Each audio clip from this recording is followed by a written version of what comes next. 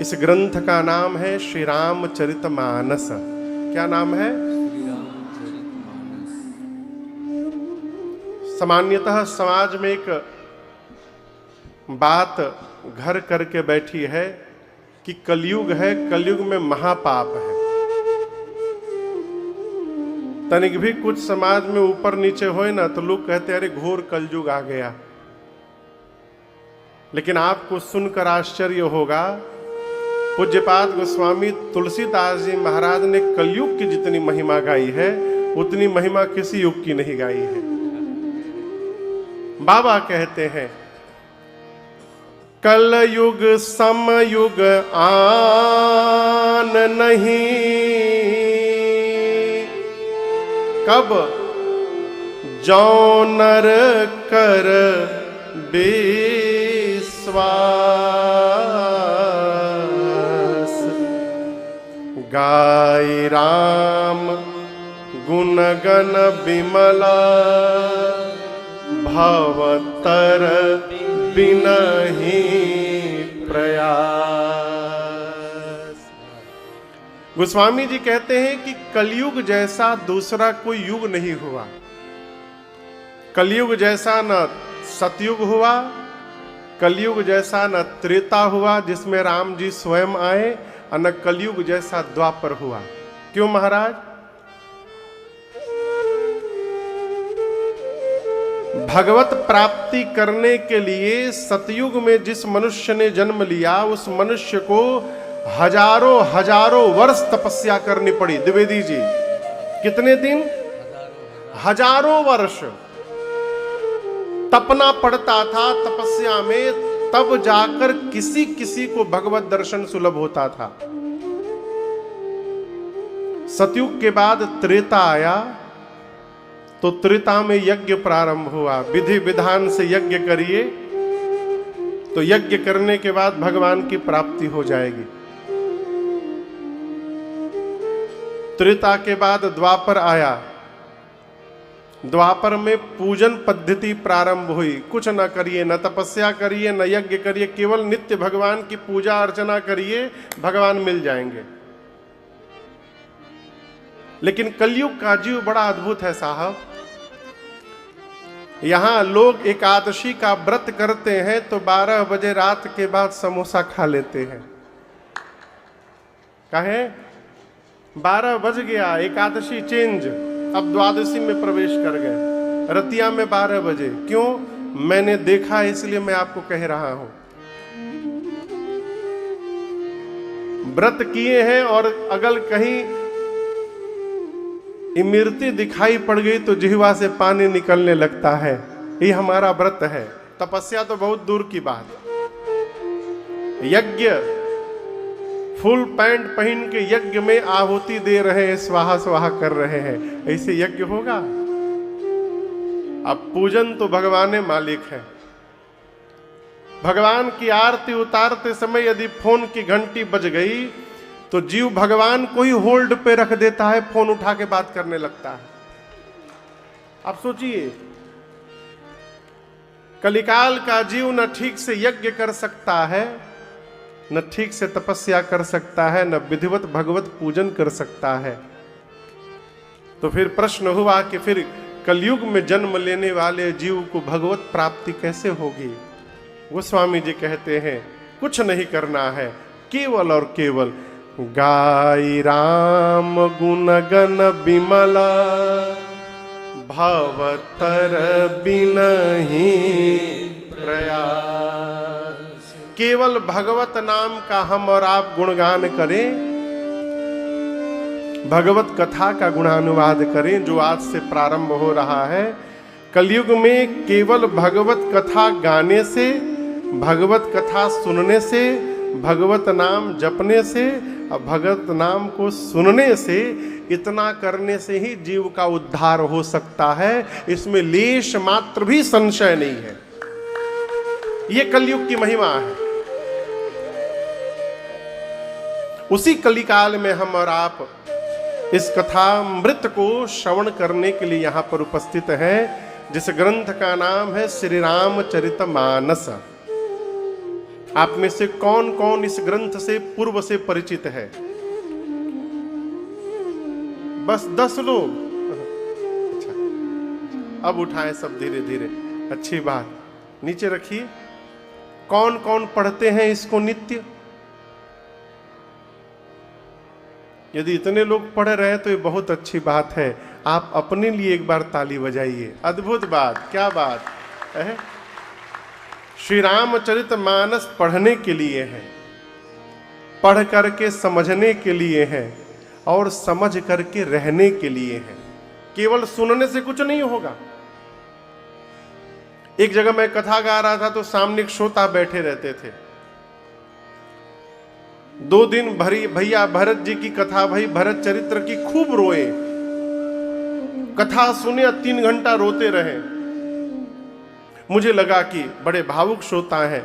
किसी से मैंने चर्चा की, बोले महाराज अपने 3 भाई, तीनों भाई से केस लड़ रहे हैं और उसमें उत्पात यही किए हैं, भाई लोग नहीं किए, यही उत्पात किए हैं। ये कथा सुनने का क्या अर्थ है हो? गोस्वामी जी कहते हैं, सुनि समूह जही जन्म उदित मना, फिर मज्जहि अति अनुराग, लहहि चारि फल अछत तनु, साधु समाज प्रयाग। गोस्वामी जी कहते हैं, जो सुनेगा, समझेगा और सुन समझ करके इसको जीवन में उतारेगा, यानी इसी में डुबकी लगाएगा, वो अपने जीवन में 4 फल पाएगा। कौन सा फल पाएगा? आम। दूसरा बोलिए, दूसरा कोई फल बोलिए जो मिलेगा। अनार, भैया बोले अनार। अच्छा, आम और अनार। तीसरा का केला। चौथा सेव। हाँ, ये फल नहीं मिलेगा। जीवन के 4 महत्वपूर्ण फल है, 4 पुरुषार्थ। धर्म। ग्रंथ का नाम है रामचरितमानस। और मजे की बात देखिए, बाबा कहते हैं कि इस ग्रंथ की रचना मैंने नहीं की है। इस ग्रंथ की रचना गोस्वामी तुलसीदास जी कहते हैं मैंने नहीं की है। किसने की है? किसने की है? रची महेश। किसने रचना की है? अब बोलिए। शंकर भगवान ने। और लिख करके कहां रखा? निज मानस राखा। भगवान शंकर इस ग्रंथ की रचना किए तो कागज पर नहीं लिखे। हम और आप कुछ लिखते हैं तो डायरी पर लिखते हैं, कॉपी में लिखते हैं, पेज पर लिखते हैं ना, स्लेट पर लिखते हैं। गोस्वामी तुलसीदास जी मानस जी को लिखे तो भोजपत्र पर लिखे। लेकिन गोस्वामी जी कहते हैं कि इस ग्रंथ की रचना भगवान शंकर ने की, और वो लिख करके कहां रखे? निज मानस राखा। मानस यानी मन में। कहां लिख करके रखा? मन में। और जब जीवन में पाई सुसमऊ शिवासन। शिवा मां भवानी जी का नाम है, पार्वती जी का नाम है। शंकर भगवान कहते हैं जब उचित समय आया जीवन में, पाई सुसमऊ। सु यानी सुंदर समय। सुंदर समय कौन सा है? अब जैसे जहां कथा हो रही है तो हम यहां कथा सुनाने आए नहीं हैं, हम कथा सुनाने के लिए बुलाए गए हैं। आप समझ रहे हैं? यदि हम अपने आप आते और कहते भाई हम कथा सुनाएंगे, आप लोग सुनिए, तो कितने लोग सुनते रघुनाथे जी जान रहे हैं। लेकिन हम यहां बुलाए गए हैं। क्यों? आप सबके हृदय में कथा सुनने का भाव जगा, तब जाकर आपने मुझे सुनाने के लिए बुलाया, और आज से यहां कथा प्रारंभ हो रही है। दोनों पक्ष में कथा ही होगी, कहो। लेकिन जब हम अपनी ओर से सुनाने आएंगे तो पता नहीं कौन सुनेगा नहीं सुनेगा। लेकिन जब आप सुनने के लिए बुलाएंगे तो आप सब बैठ करके कथा श्रवण करेंगे। क्यों? जब तक सामने वाले के भीतर कथा सुनने का भाव न जगे तब तक कथा सुनाने का कोई अर्थ नहीं है। आप समझ रहे हैं मेरी बात को? और जीवन का सुंदर समय क्या है? जब कथा के प्रति प्रीति जागृत हो जाए, वो सुंदर समय है। पार्वती जी से भगवान शिव का विवाह हुआ, लेकिन विवाह के बाद तुरंत नहीं सुना दिए। विपुल काल बीत गए, 1-2 साल नहीं, यही विधु विपुल काल अनेक काल बीत गए।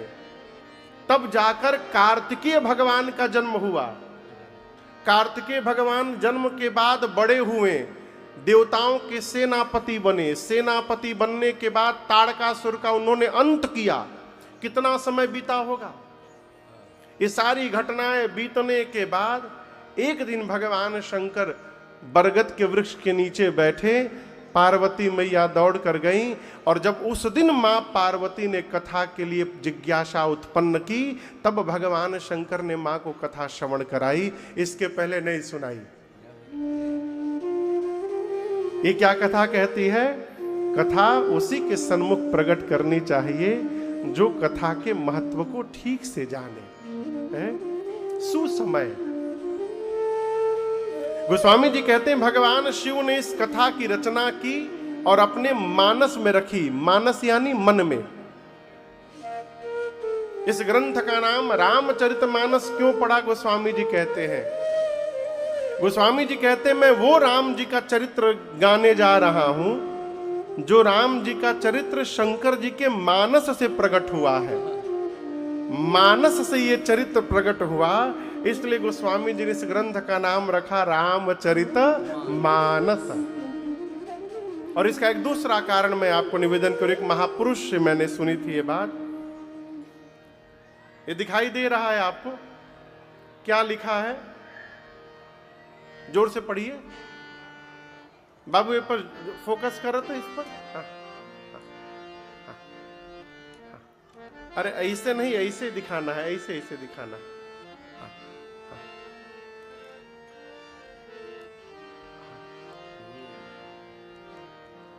क्या हो, इतना टाइम लगा था? हाँ, यही पे रोक के रखा, यही पे रोक के रखा, और लगे ले जा, और लगे ले जा। हाँ, अब आप पढ़िए क्या लिखा है? श्री रामचरित मानस। सबसे ऊपर क्या लिखा है? उसके बाद राम के बाद, चरित के बाद मानस। गोस्वामी जी कहते हैं जो भी जीव इस ग्रंथ को पढ़ करके, सुन करके समझेगा, उसके मानस यानी मन पर एक ना एक दिन पूरा का पूरा श्री रामचरित आकर के खड़ा हो जाएगा। ये इस ग्रंथ की महिमा है। मानस के ऊपर राम है। क्या? कथा जीवन की व्यथा को समाप्त कर देती है। कथा को यदि आप उल्टा करिएगा तो बनेगा थाक। कथा का उल्टा क्या होगा? थाक। थाक यानी थकान। ये कथा मनुष्य के जीवन के थकान को समाप्त कर देती है। ये इसकी महिमा है। यहां तो केवल मैं आपको कथा सुना रहा हूं, परंतु आपको सुनकर आश्चर्य लगेगा। श्री रामचरितमानस में 4 स्थान पर कथा चल रही है। कितने स्थान पर? सब जगह एक कथावाचक है, सामने श्रोता बैठे हैं। मैं एक एक स्थान लेकर के आपको श्रवण करा रहा हूं। मानस के सबसे पहले वक्ता हैं पूज्यपाद गोस्वामी तुलसीदास जी महाराज। ये कथा तो क्या नाम है गौवा के हो? पूछी करगुआ। बहुत टेढ़ नाम है। ये कथा तो पूछी करगुआ के इस पांडाल में चल रही है, लेकिन गोस्वामी तुलसीदास जी महाराज जिस घाट पर बैठकर इस कथा को गा रहे हैं, उस घाट का नाम है असी घाट। क्या नाम है? काशी जी में 80 घाट है, आप में से जो गए होंगे वो जानते होंगे। वक्ता हैं गोस्वामी तुलसीदास जी और श्रोता के रूप में सामने गंगा मैया प्रवाहित हो रही है, अथवा ये मान लीजिए कि संतों का समाज श्रोता बन करके बैठा है। और यदि कोई नहीं सुन रहा है तो गोस्वामी जी प्रारंभ में ही इस बात की घोषणा कर दिए हैं कि स्वांतः सुखाय तुलसी रघुनाथ गाथा भाषा निबंध मति मंजुल गोस्वामी जी कहते मैं अपने अंतःकरण को सुख देने के लिए कथा गा रहा हूं, यानी श्रोता गोस्वामी जी का अपना मन है। ये पहले कथावाचक हैं। मानस के स्थान कहां है? काशी जी का 80 घाट। और आपको बताऊं, इस घाट का नामकरण हुआ और इस घाट का नाम पड़ा शरणागति घाट। क्या नाम पड़ा? शरणागति घाट। अब जैसे तूफान आता है ना, तूफान चक्रवात बंगाल की खाड़ी में, चाहे अरब की खाड़ी में, तो आप पहले न्यूज पर सुनते हैं कि 5 दिन बाद अल्फा तूफान आने वाला है, जुग जुग तूफान आने वाला है। हम आज तक ये नहीं समझ पाए कि इन तूफानों का नामकरण कैसे होता है। कैसे वैज्ञानिक को पता चला कि इस तूफान का नाम अल्फा रखना है, इसका नाम सुनामी रखना है? कोई प्रक्रिया होगी उनकी, हमारे आपके समझ के बाहर की बात है। उसी प्रकार गोस्वामी जी जिस घाट पर बैठकर कथा गा रहे हैं, इस घाट का नाम हुआ शरणागति घाट। लेकिन ये कैसे पड़ा, ये मैं आपको सुनाऊंगा। आप लोगों से एक प्रश्न करूं, आप लोग आज के पहले कभी राम कथा पंडाल में सुने हैं किसी से? बोलिए, अब बोलिए हाँ चाहे ना। हाँ तो जोर से बोलिए, हम ही 4 घंटा बोलेंगे, आप भी बीच में थोड़ा बोला करिए। हाँ। आप लोग कभी कथा सुने हैं इसके पहले? हाँ, किसी दूसरे वक्ता से? अच्छा, राम कथा सुने हैं? तो प्रश्न है, क्या सभी कथावाचक एक ही जैसी कथा सुनाते हैं? बोलिए, क्यों? ग्रंथ तो वही है, श्री रामचरितमानस ग्रंथ वही है, उसी के आश्रय में सभी वक्ता कथा गा रहे हैं। परंतु आप दर्शन करिएगा, जितने वक्ता के सन्मुख आप बैठिएगा, आपको उतने प्रकार की कथा सुनाई पड़ेगी। इसको छोड़िए, दूसरा उदाहरण दे रहा हूं। आप आज इतने सारे लोग बैठे हैं, कथा के बाद यदि कतार लगा करके आप सभी से बारी बारी पूछा जाए कि आज आपने कथा में क्या श्रवण किया, क्या सभी लोग एक ही जैसा उत्तर देंगे? सरकार अलग अलग उत्तर देंगे ना। क्यों? कथा तो आप पंडाल में ही सुन रहे हैं और वही सुन रहे हैं जो राजन सुना रहा है, लेकिन इसके बाद भी उत्तर अलग अलग क्यों हो जाएगा? इसका कारण समझिएगा। यदि यहां वर्षा होने लगे, भगवान न करे होए, ऐसी ठंड का समय है, मान लीजिए वर्षा होने लगे, बाहर आप सब लोग, हम लोग खड़े हैं, तो याद रखिएगा, जिसके पास जैसा बर्तन होगा उसके पास उतना ही वर्षा का पानी जमा होगा। आप समझ रहे हैं? जो बाल्टी लेके खड़ा होगा उसके पास बाल्टी इतना पानी आएगा, जो कटोरी लेके खड़ा होगा उसके पास कटोरी इतना पानी जमा होगा, जो प्लेट लेके खड़ा होगा उसके पास प्लेट इतना आएगा, और जो अजूरी लेके खड़ा रहेगा अजूरी भर आएगा, नहीं नीचे से टपक टपक के समाप्त हो जाएगा। उसी प्रकार यहाँ कथा रूपी अमृत की वर्षा हो रही है। अब इस पंडाल में जो जितना बड़ा बर्तन लेके आया है वो उतना ही उसमें भरकर के घर लेकर वापस जाएगा। समझ में बात आई? और खोल के कहूं तो जिसकी जितनी चेतना होती है वो उतना ही समझता है, जिसकी जितनी बुद्धि होती है वो उतना ही समझेगा। इसीलिए सभी वक्ताओं के पास कथा अलग अलग होने लगती है। जो ज्ञानी कथावाचक हैं उनसे यदि कथा सुनिएगा तो वो केवल ज्ञान की बात बताएंगे। जो बैरागी महात्मा है, विरक्त महापुरुष हैं, उनके सामने बैठकर 9 दिन कथा सुन लीजिएगा तो फिर आपको लगेगा घर परिवार सब बेकार है, सब कुछ छोड़ छाड़ के महात्मा बन चला जाए, वैराग्य उत्पन्न होने लगेगा। जो भाव से परिपूर्ण वक्ता हैं उनसे कथा सुनिएगा तो भगवान में भाव जागृत होने लगेगा। प्रेमी कथावाचक से कथा सुनिएगा तो भगवत चरणों में प्रीत जागृत होगा। उसी प्रकार गोस्वामी तुलसीदास जी शरणागति भाव में रहने वाले वक्ता हैं। वो केवल शरण में रहने की बात जानते हैं। और हम आपसे कहें एक बात, 100 बीमारी की एक दवाई का नाम है शरणागति। सरकार, शरणागति हो जाना भगवान के सामने, आपके जीवन की सभी समस्याएं समाप्त। दोनों हाथ उठाकर भगवान के सम्मुख खड़े हो जाइए और कहिए, प्रभु हम तो आपकी शरण में हैं, जैसा रखिएगा वैसा रहेंगे, जैसा ले चलिएगा वैसा चलेंगे। अब आपके ऊपर है, हम आपसे ये भी नहीं कहेंगे कि आप हमारे ऊपर दया करिए। हम शरण में आ गए हैं, आपका मन करे तो करिए और न मन करे तो न करिए, हम आपकी शरण में हैं।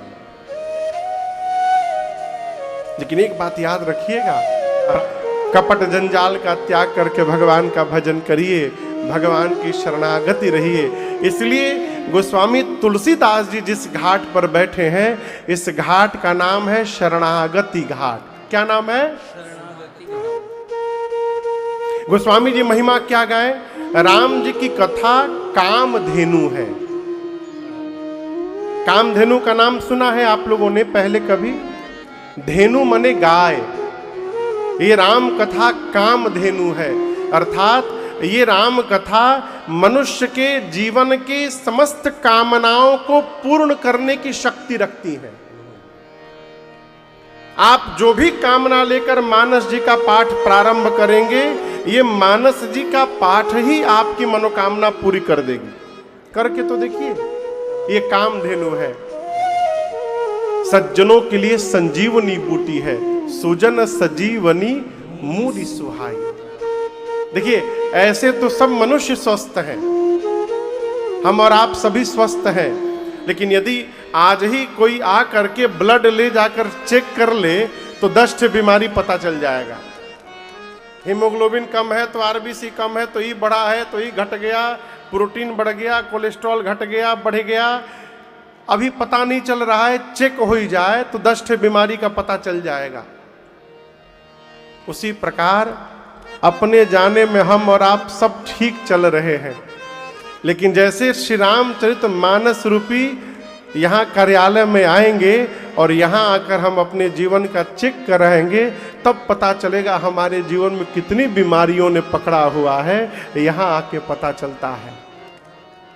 अब आप कहोगे महाराज वो कैसी बीमारी? मानस में आप कभी मेडिकल टेस्ट कराए हैं? अपना ब्लड टेस्ट पूछ रहा हूं, रिपोर्ट उसका देखा है?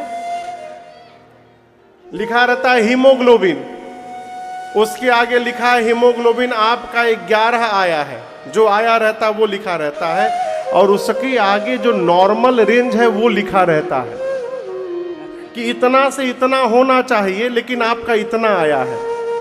अब यदि हमारा नॉर्मल रेंज से मिल रहा है, इसका मतलब हम स्वस्थ हैं, और यदि उससे नहीं मिल रहा है, इसका मतलब हम बीमार हैं।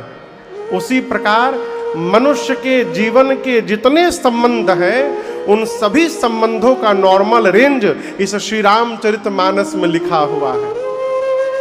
यदि हमारा जीवन इस नॉर्मल रेंज के जीवन से मिल रहा है तो हम स्वस्थ हैं, और यदि नहीं मिल रहा है तो हम बीमार हैं, और उस बीमार को ठीक करने के लिए ये राम जी की कथा संजीवनी बूटी है, ये गोस्वामी तुलसीदास जी कहते हैं। सुजन सजीवनी मूढ़ि सुहाई। राम राम जी की कथा सज्जनों के लिए संजीवनी बूटी है।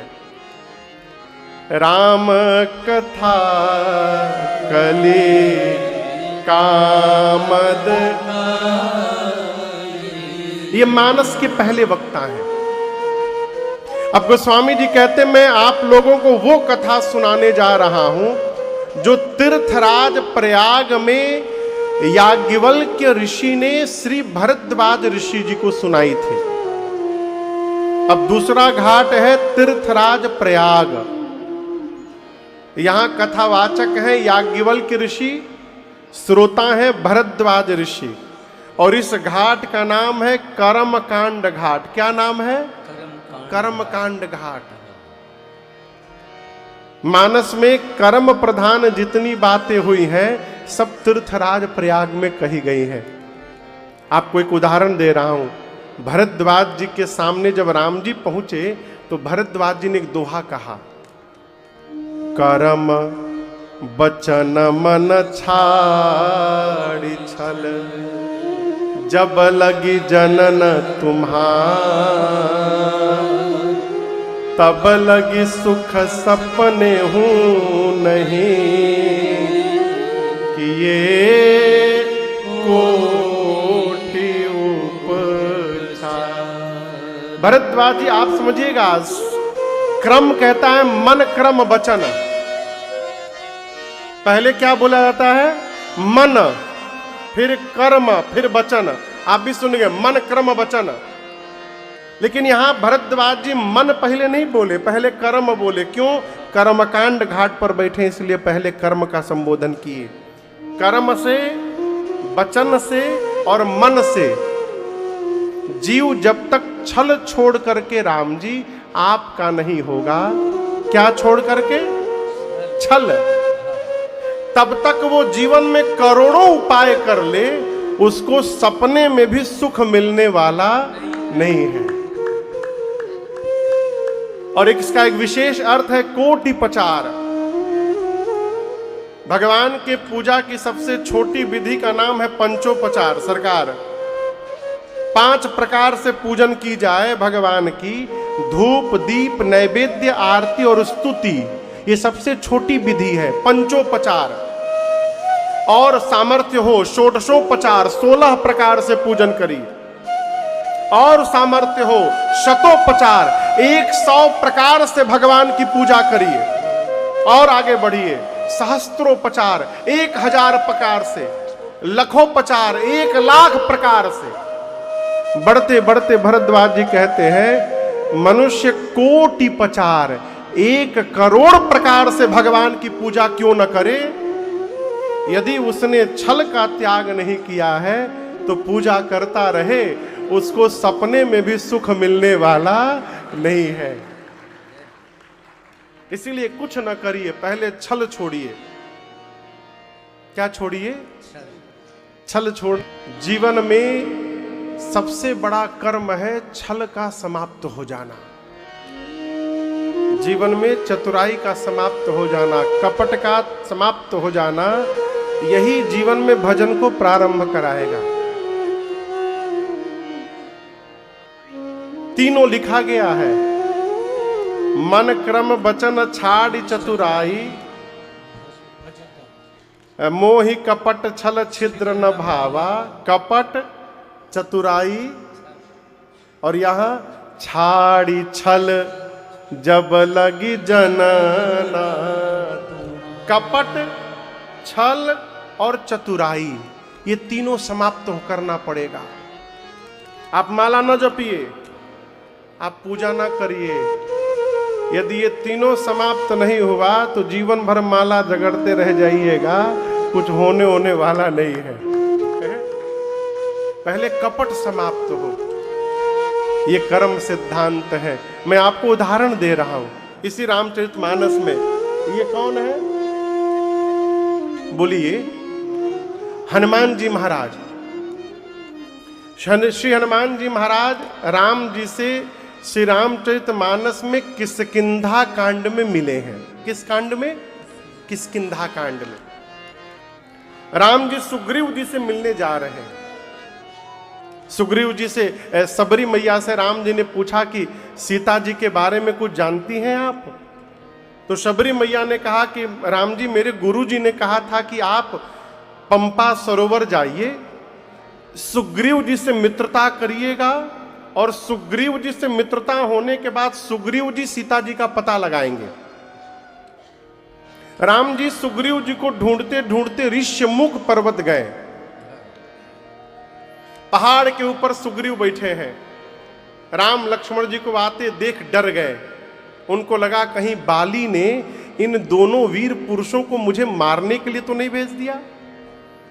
तो सुग्रीव ने हनुमान जी को बुलाकर कहा कि आप नीचे जाइए, उन दोनों वीर पुरुषों से बात करिए, और आपको यदि तनिक भी ऐसा लगे कि वो दोनों मुझे मारने के लिए आ रहे हैं, तो हनुमान जी आप जैसे नीचे से इशारा करिएगा मैं तुरंत भागूंगा यहां से।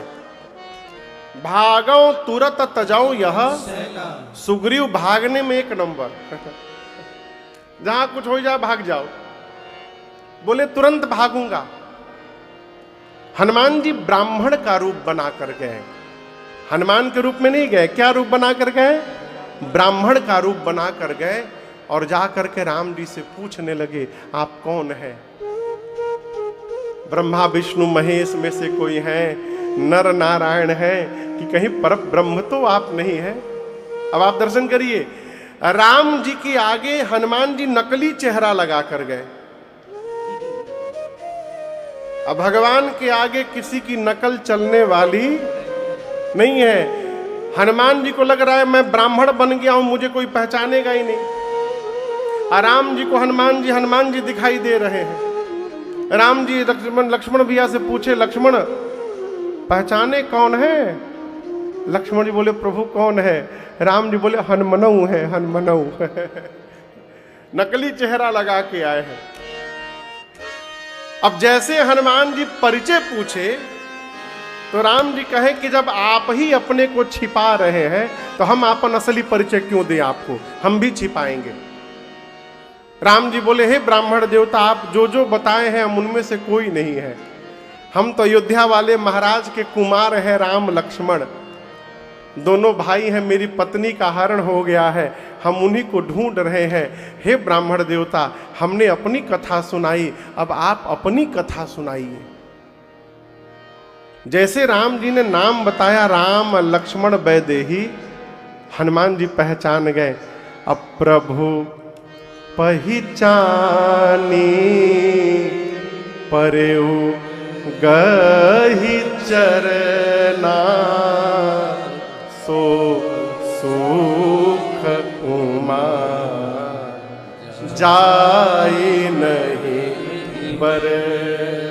श्री हनुमान जी राम जी को पहचान गए और भगवान के चरणों में गिर गए। क्या किए? चरणों में गिर गए हनुमान जी। और यहां आपको एक मनुष्य का और भगवान का अंतर बता रहा हूं, जीव और जगदीश का अंतर। हमारे सामने कोई तन के खड़ा हो जाए ना, तो हमको बर्दाश्त नहीं होता। अब भगवान के सामने कोई गिर जाए तो ये भगवान को बर्दाश्त नहीं होता है। ये अंतर है जीव और जगदीश का। राम जी का स्वभाव है, भगवान के सामने जैसे कोई प्रणाम करने के लिए गिरता है, लेटता है, राम जी उसको तुरंत उठाते हैं।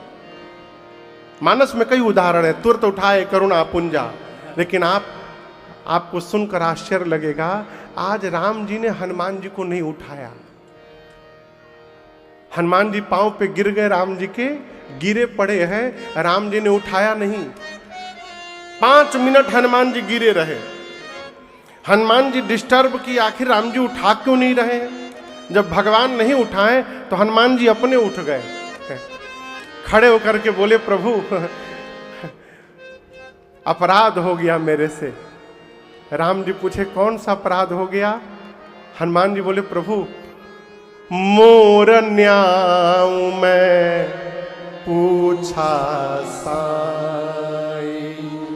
ये तो न्याय संगत है कि मैंने आपसे आपका परिचय पूछा, क्योंकि मैं जीव हूं, कुटिल हूं, मोह बस में हूं, माया में फंसा हुआ हूं, मैं जीव होकर के आपको भूल गया प्रभु, इसलिए आपसे आपका परिचय पूछ दिया। लेकिन आप सर्वज्ञ होकर भी, अंतर्यामी होकर भी और मनुष्य की भांति आप मेरे से मेरा परिचय पूछ रहे हैं। क्या आपको नहीं पता कि सामने जो गिरा है वो कौन है? आप मुझे भूल गए प्रभु, आप मेरे से परिचय पूछ रहे हैं। तुम पूछहु कस नर की नाई। नाथ, बेटे को यदि मां भूल जाए, सेवक को यदि स्वामी भूल जाए, तो कहिए संसार में कहां ठिकाना मिलेगा। इतना कह के हनुमान जी दोबारा फिर भगवान के चरण में गिर गए। Second attempt. कहीं इस बार राम जी उठा ले, लेकिन आपको बताऊं दूसरी बार भी भगवान ने नहीं उठाया। हनुमान जी गिरे हैं, ये भी बता दिए, सोचने लगे ये भी बता दिया मैं कि मैं ब्राह्मण नहीं हूं, आपका भक्त हूं, उसके बाद भी प्रभु मुझे क्यों नहीं उठा रहे हैं? ये तो प्रभु का स्वभाव नहीं है। सोचते सोचते हनुमान जी के मन में भाव आया, क्या मैंने मुख से बता दिया कि मैं ब्राह्मण नहीं आपका भक्त हूं, परंतु स्वरूप से अब तक मैं ब्राह्मण बना हुआ हूं।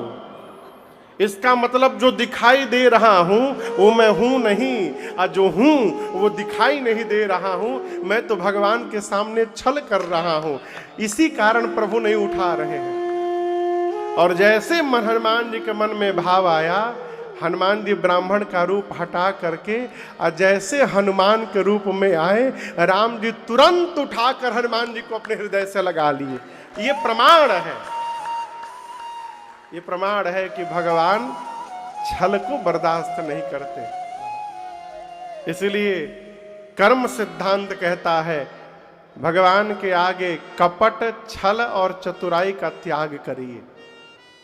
ये सारी बातें तीर्थराज प्रयाग में बताई गई। कर्मकांड घाट पर, मानस का दूसरा घाट है।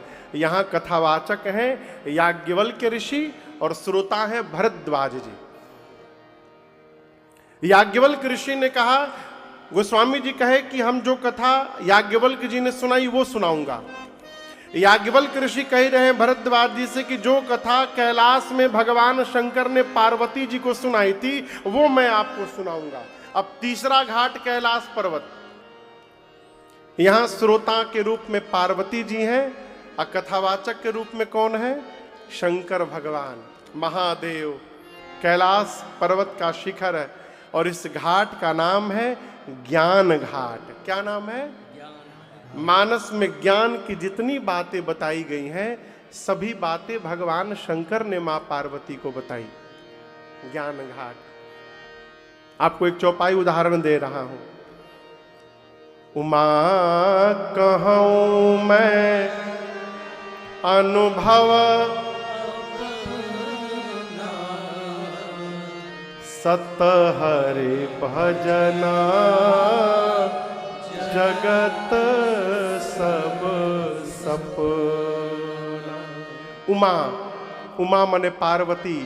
जब जब उमा शब्द मानस की चौपाई में आवे, गिरिजा शब्द आवे, भवानी शब्द आवे, गिरिराज कुमारी शब्द आवे, तो समझ जाइएगा कि ये चौपाई शंकर जी पार्वती जी को सुना रहे हैं। भगवान बोले, उमा कहूं मैं अनुभव अपना। हे भवानी, मैं अपना अनुभव आपको सुना रहा हूं। क्या? सत हरि भजना, जगत सब सपना। भगवान का भजन ही सत्य है और बाकी सब असत्य है, झूठ है। अच्छा आप बताइए, एक दिन मरना है, आप में से कौन कौन जानता है? एक दिन मरना है, ये बतिया कौन कौन जान रहा है? हाथ उठाइए। सब जान रहे हैं।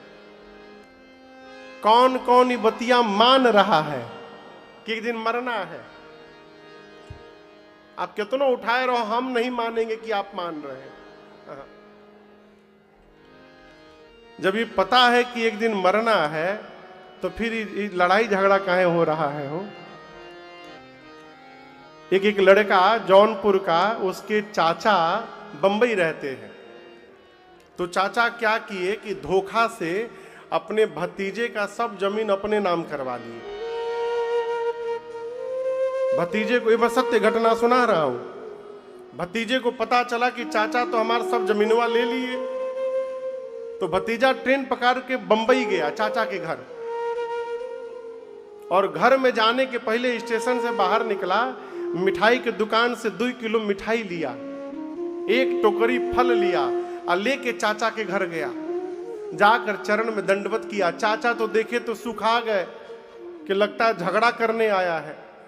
अब वो मिठाई फल चरण में रखकर चाचा के दंडवत कर गया। बोला, चाचा हम धन्य है, बड़भागी है कि हमारे कुल खानदान में आपने जन्म लिया है। चाचा बोले, मतलब? बोला, अरे हमको पता चला कि हमारे पिताजी वाली सब जमीन आप अपने नाम लिखवा लिए, हमको बहुत खुशी हुई चाचा। चाचा पूछे, क्यों? बोले, ये वही जमीन है जिसको बाबा नहीं ले जा पाए,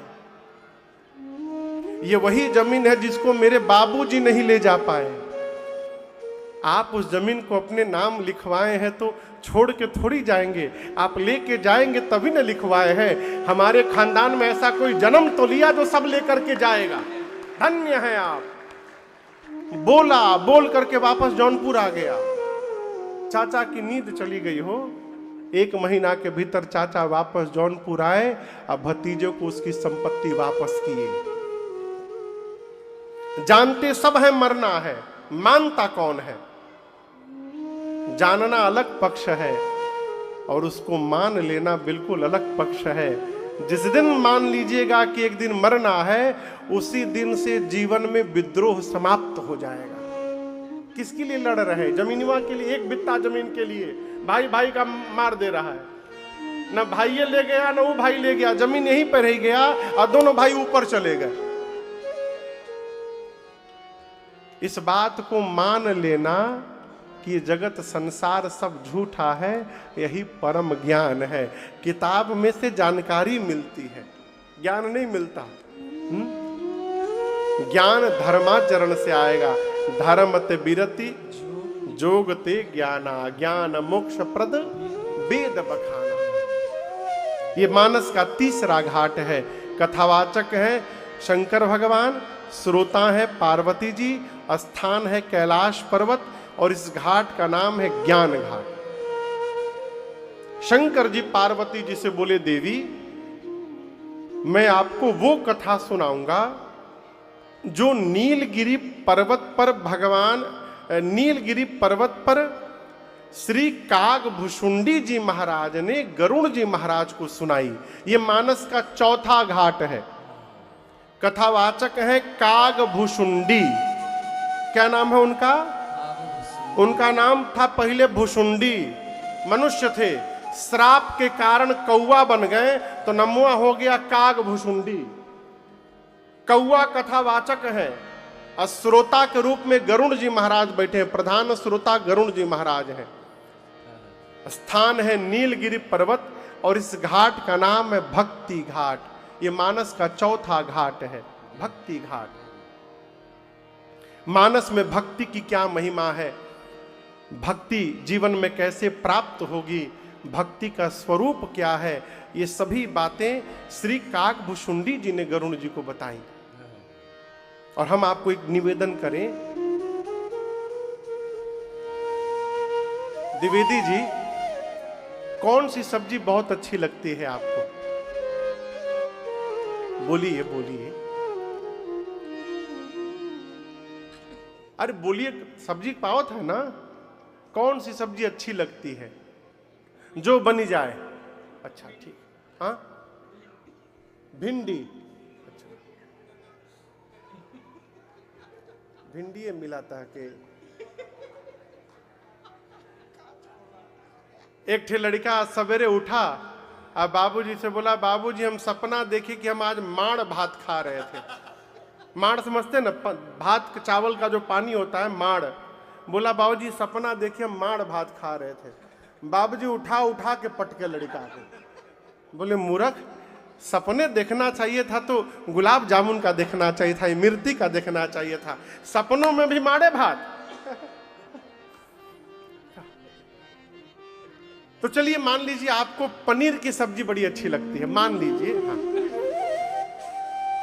मतवा पनीर की सब्जी बनावे, खूब बढ़िया शुद्ध पनीर ला करके उसको घी में फ्राई करें, फिर से छौंक लगाकर जीरा का उसमें क्या डाल देते हैं वो, टमाटर का प्यूरी डालें, थोड़ा टमाटर पीस के, धनिया पाउडर, जीरा पाउडर, हल्दी पाउडर डालें उसमें, फिर पनीर डालें, थोड़ा क्रीम मलाई भी डाल दें उसमें, मलाई पनीर, कसूरी मेथी भी थोड़ा रगड़ दे, खूब बढ़िया बनावे, कितना स्वादिष्ट होगा ना। पूछ रहा हूं, कहिए नहीं होगा? नमक डाले हैं हम नमक बोले थे, तो कैसे स्वादिष्ट होगा? आप दर्शन करिए, सब्जी बनाइए, सब कुछ डाल दीजिए, नमक यदि न डालिएगा तो सब्जी मुख में नहीं जाएगा। मलाई कम पड़े तो चलेगा, न पड़े तो भी चलेगा, मसाला कम पड़े तो भी चलेगा, लेकिन नमक न पड़े तो चलने वाला। जिस प्रकार नमक के बिना व्यंजन व्यर्थ है, उसी प्रकार भगवान की भक्ति के बिना ये जीवन व्यर्थ है। मैं क्यों कह रहा हूं? कागभूषुंडी जी को राम जी ने वरदान दिया। कागभूषुंडी जी भगवान के मुख से बाहर निकले। कागभूषुंडी जी जब जब राम जी जन्म लेते हैं अयोध्या में, तो 5 साल जाके अयोध्या में भगवान की बाल लीला का दर्शन करते हैं।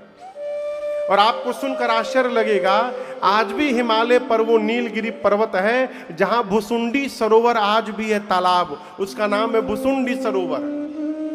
वहीं पर कागभूषुंडी जी कौआ के रूप में बैठे हैं, नाना प्रकार के पक्षी आगे बैठे रहते हैं, और उन पक्षियों को पक्षी की भाषा में कागभूषुंडी जी 27 कल्प से राम कथा गा के सुना रहे हैं। आज भी वहां राम कथा हो रही है पक्षियों की भाषा में।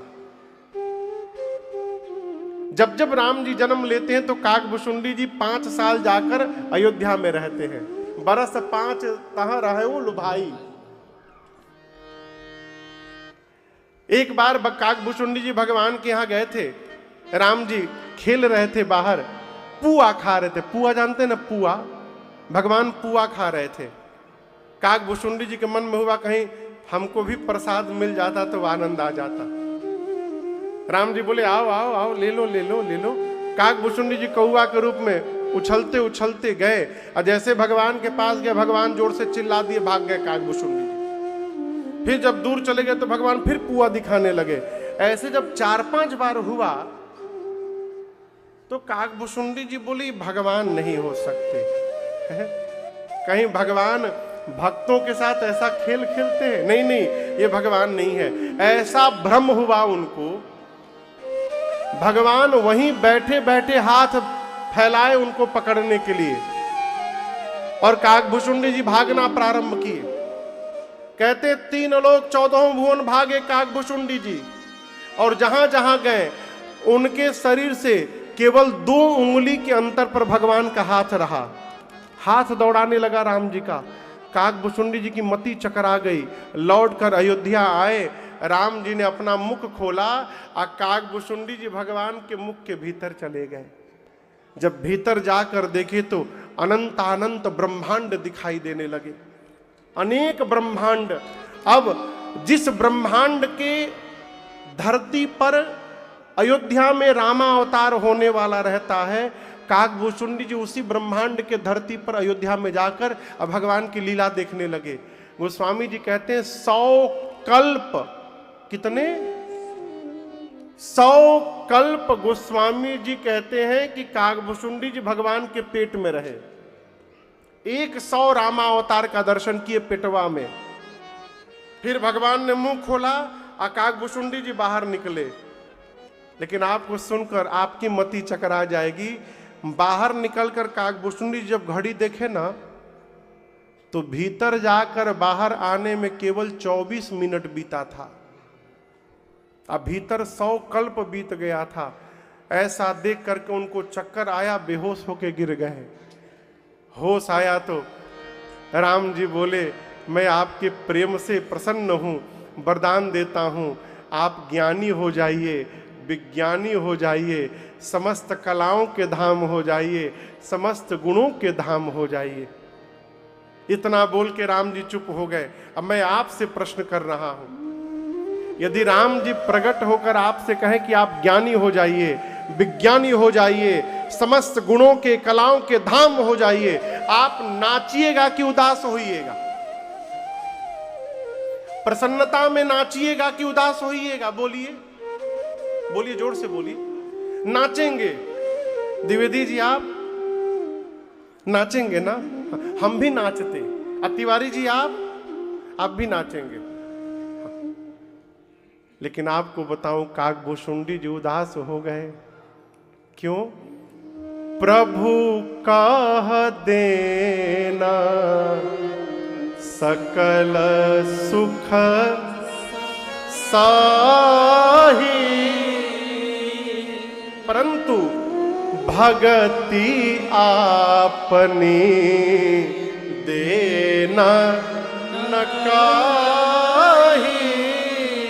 काकभूषुंडी सोचने लगे भगवान ने ज्ञान दे दिया, विज्ञान दे दिया, गुण दे दिया, सुख दे दिया, अपनी भक्ति नहीं दी। और बिना भक्ति के सारे ज्ञान विज्ञान उसी प्रकार है जिस प्रकार बिना नमक के व्यंजन होते हैं, सब व्यर्थ है। भगवान ने पूछा क्या चाहिए? तब काकभूषुंडी जी ने कहा, प्रभु मुझे कुछ नहीं चाहिए, केवल आपकी भक्ति चाहिए। तब राम जी ने काकभूषुंडी जी को अपनी भक्ति प्रदान की। इसलिए श्री काकभूषुंडी जी महाराज जिस घाट पर कथा गा रहे हैं, इस घाट का नाम है भक्ति घाट। क्या नाम है? भक्ति घाट। प्रधान श्रोता श्री गरुण जी महाराज हैं। गरुण जी महाराज क्यों सुनने आ गए? उनको भी मोह हो गया। इस भ्रम में न रहिएगा कि हम कथा गा रहे हैं तो हमको मोह काम नहीं सता सकता, ये भ्रम है। सुर नर मुनि को नाहि जेहि न मोह माया प्रबल। ब्रह्मा जी नहीं बचे इस मोह से, नारद जी नहीं बचे तो हमारी आपकी क्या गिनती है? हो है? भगवान की शरण में रहिए। गरुण जी को मोह हो गया, नाग पास से युद्ध में भगवान को मुक्त किए और सोचे कहीं भगवान को कोई बांध सकता है, ऐसा मोह पकड़ा। शंकर जी भगवान बोले देखिए आपको बहुत भयंकर बीमारी हो गई है और इस बीमारी का ट्रीटमेंट हमारे लगे नहीं है। गरुण जी बोले कि फिर कैसे मैं ठीक होऊंगा? शंकर जी बोले आप नीलगिरी पर्वत जाइए, वहाँ एक पक्षी है काकभूषुंडी जी, वो दिन रात राम जी की कथा गाते हैं। जब आप लंबे समय तक कथा सुनिएगा ना, तब जाकर आपका ये सारा भ्रम समाप्त होगा।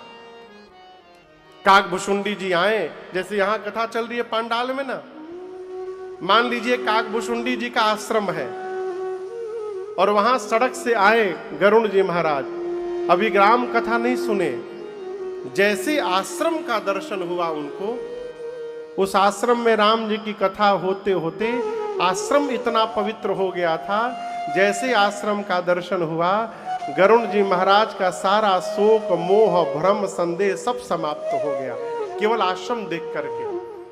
तब काकभूषुंडी जी से कहा कि आप सदा सुख देने वाली राम जी की कथा मुझे सुनाइए, मैं राम जी की कथा सुनने आया हूं।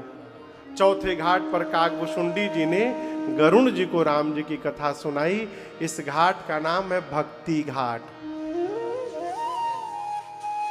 तुलसीदास जी के घाट का नाम क्या है? जोर से बोलिए। शरणागति घाट। याज्ञवल्क्य ऋषि के घाट का क्या नाम है? भुलाई गए? कर्मकांड घाट। क्या नाम है?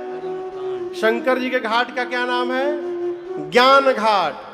और चौथा घाट है नीलगिरी पर्वत, इसका क्या नाम है? भक्ति घाट। अब पांचवा घाट पूछी करगुआ का गांव का ये पंडाल है, ये पंचम घाट है। यहां वक्ता के रूप में राजन बैठा है, श्रोता के रूप में आप लोग बैठे हैं और इस घाट का नाम है भाव घाट। मैं भाव से आप सबको कथा सुनाने आया हूं और यही आशा करूंगा उसी भाव से आप लोग कथा को श्रवण करेंगे। आज प्रथम सत्र में थोड़ा विलंब हुआ, इसके बाद भी हम और आप आज राम कथा की महिमा श्रवण किए, सभी घाटों को श्रवण किए। कल से कथा दिन में 1 बजे प्रारंभ होगी। 1 बजे भैया लोग भजन प्रारंभ करेंगे, 1:30 बजे राघव जी के साथ अपने राम जी आए।